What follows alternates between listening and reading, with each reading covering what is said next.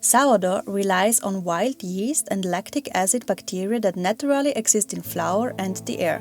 When we mix flour and water, these microorganisms start feeding on the sugars, creating gas and acids.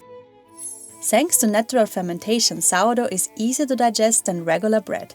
The lactic acid bacteria break down gluten and phytic acid, making nutrients like iron, zinc and magnesium more available for your body to absorb. Plus, sourdough has a lower glycemic index, which means it won't spike your blood sugar as much as regular bread.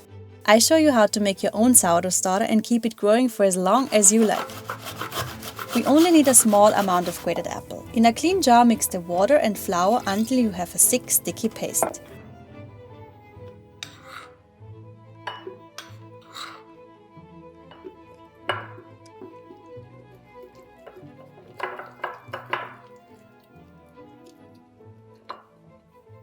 Now we also add a bit of our apple. The fruit's natural yeast and sugar help kickstart the fermentation process. It gives the sourdough an extra boost, making it more active right from the beginning. Cover it loosely with a lid and leave it at room temperature. The natural yeasts from the flour and the air will start working together to create a living starter. That's all for today. Just let it sit and we'll check back tomorrow.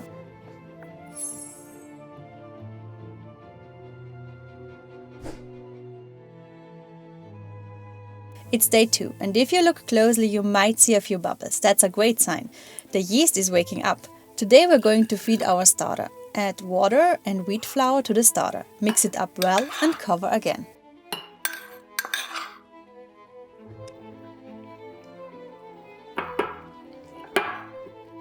The rubber band serves as an indicator. I want to know if and how much my starter has grown after 24 hours.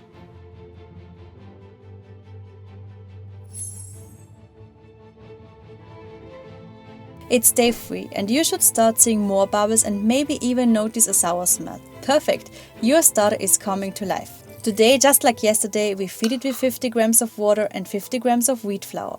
Keep mixing, covering and letting it rest. By now the starter should be growing stronger.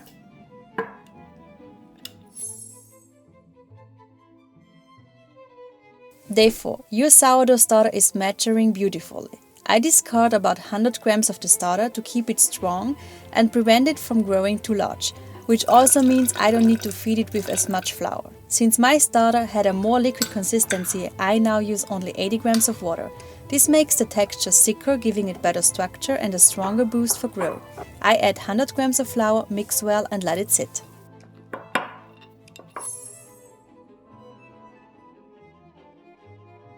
It's day 5, the last day I feed. 100 grams of water and 100 grams of flour.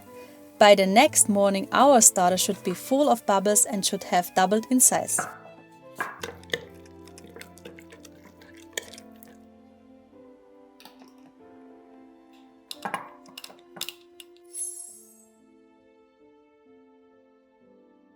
You can now use this starter to make incredible sourdough bread, pizza dough or even pancakes. Your sourdough starter needs regular feeding.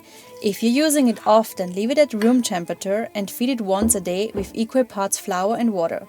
If you don't bake every day, store it in the fridge and feed it once a week. This keeps the yeast and bacteria healthy. Make sure your starter is the right consistency, like thick pancake butter. If it's too dry, it won't grow well. You can adjust the water and flour ratio slightly depending on your environment. A well-hydrated starter is a happy starter. Next time we'll bake our first sourdough loaf together. Grazie mille!